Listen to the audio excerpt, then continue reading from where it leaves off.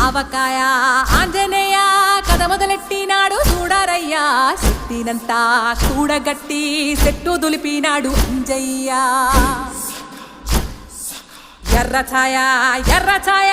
కోతి అవతార వెంటమాయ కత్తి సేత పట్టకుండా కాయ కోసినాడు కపిలయ్య